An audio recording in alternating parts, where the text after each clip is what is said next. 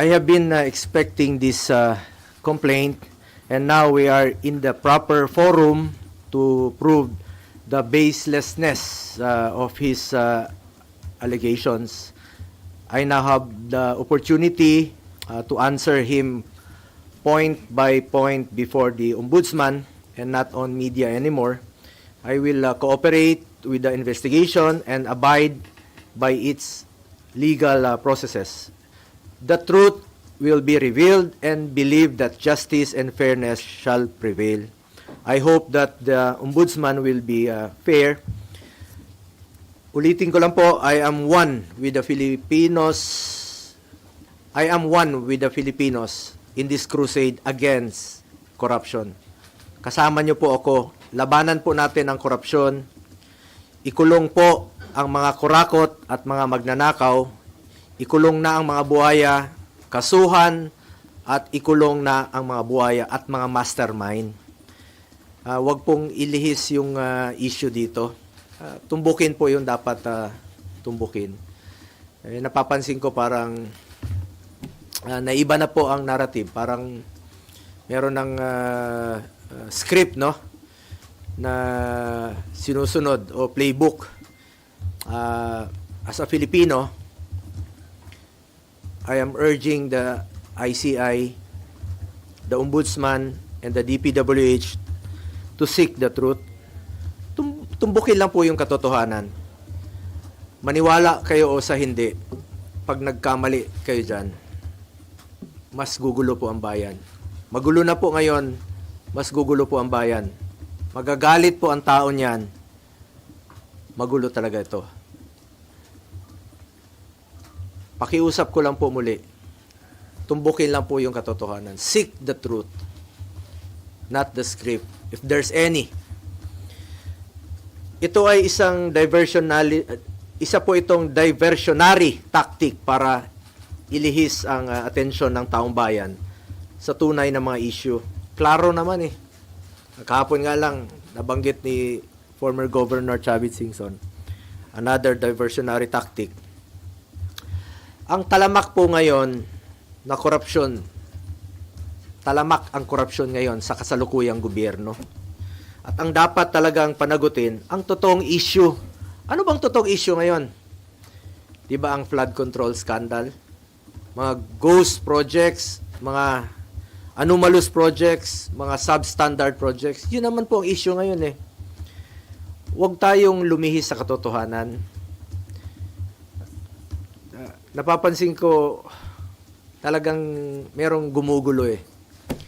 Merong nasa likod nito na ginugulo lang po yung katotohanan. But I am one with the Filipinos in this crusade and fight against corruption. Kasama niyo po ako rito. Labanan po natin ito. Kulong po natin ang mga kurakot at mga magnanakaw. Kanina naman po sa final sa amin ni dating Pangulong Duterte at sa kapamilya ko, to Trillanes, you are barking at the wrong tree. Kung seryoso ka talaga, bakit di mo kasuhan yung mga totoong mga corrupt talaga? Bakit di mo kasuhan yung mga financials mo? Yung mga contractor, alam mo yun. Alam mo yun. Kita mo na, nakailang buwan na tayo dito sa pagdidinig sa Senado. Ilang hearings na po.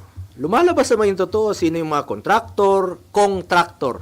Yung talagang may-ari, sila mismo yung may kontrata, sila yung mismong kumikita, sila yung contractor, sila pa yung congressman, sila yung habulin mo, Trillanes.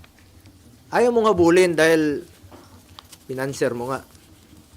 Tama yung sinabi ni Senator Bato noon na may mga financer ka. Baka nga yung ginamit mong pondong yon nanggaling pa sa flood control. Yung pag-imbestiga mo noon kay dating Pangulong Duterte, maaaring galing pa yun sa flood control. Huwag kang magmalinis dito. Huwag mong ilihis ang totoong issue. Dito lang tayo sa katotohanan. Seek the truth, not the script, not the playbook. Nasa na yung mga dapat kasuhan sa issue ng flood control? Nasa na? Bakit walang mga pinangalanan na malalaking tao? Yung mga buhaya, ba't pilit yung pinagtatakpan? Yung totoong issue rito, flood control at ghost projects. Nasa na po? Kaya nakikiusap po ako sa ICI, sa Ombudsman, sa DPWH. Kasuhan niyo yung mga malalaking tao. Yung sangkot sa flood control. Yung sangkot dito sa mga ghost projects. Inaantay po ng tao. Pag inilihis niyo po ang katotohanan, magulo po ito. Magulo po ito. At isa po itong lumang tugtugin mula sa lumang script. Recycled na po yung mga issue. Pilit binubuhay para lang mapinturahan po ako ng maitim para siya po ang magmukhang maputi. My conscience is clear. Unlike him, panlabas o panloob, pati konsensya niya madumi. Ang layunin niya ay proteksyonan lang po ang kanyang mga financer at mga nasa likod ng black propaganda na ito. Ang dapat kasuhan ay ang mga financiers kasi sila po yung totoong mga nagnakaw. Hindi po ako magnanakaw. Hindi po ako kontraktor. Senador po ako na nagsiservisyo lang po sa ating mga kababayang Pilipino. At may delikadesa po ako. Yung prinsipyo po ko po sa buhay, yan lang po ang pwede kong pangalagaan sa ngayon. Pangalan ko po at hindi ko sasayangin yan. Kesa sayangin natin dito sa walang kwentang paninira, tatrabaho na lang po ako. Serbisyo, pagmamalasakit at sipag po ang pwede kong ialay sa ating mga kababayang Pilipino. Tingnan nyo lang po kung hindi ba recycled ito. Rehash. 2018, September of 2018. Bago yung halalan, no? Bago pa ako nag-file. Unang tumakbo bilang senador. Nag-ingay na siya noon. Siniraan na niya ako. Siya pang senador noon, no? Ako hindi pa. Kandidato pa lang. Same issue. Nung 2021, akala naman niya natatakbo ako. Same issue. July of 2021. Last year, nung ako po'y patakbo muli for re-election, July 6 of 2024. Same issue, the same. Yung suot niya, ngayon, ngayong araw na ito, July of 2024, last year po ito. Yung suot niyang polo, pareho pa rin ng kulay, yung suot niya ngayon. Rehash pa rin, pati polo niya, rehash pa rin. Ginamit muli. Yun pa rin ang ginamit niyang paninira sa akin. Para siya ang pumuti. Nagpolo na nga siya ng puti para pumuti, kunwari. Pero yung kanyang hangarin ay napaka dumi. Alam nyo,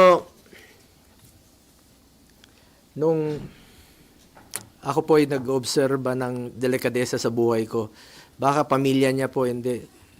Nabalitaan tayo noon, mismo yung tatay niya, naging dealer po sa GHQ ng Armed Forces. At nabalitaan nga natin no, na kakasino rin. At may mga ghost rin na, yun ang nabalitaan ko noon. So, sana naman, tingnan mo ng mabuti kung sino yung walang delikadesa sa atin. Bakit na nililihis ni Trillanes sa mga 2017 projects? Umabot na siya ng 2007. Sino ba mag-aakalang maging presidente si Pangulong Duterte? 2007, gawin mong issue. Kung negosyante yung pamilya ko noon, mapigilan ko ba silang magnegosyo?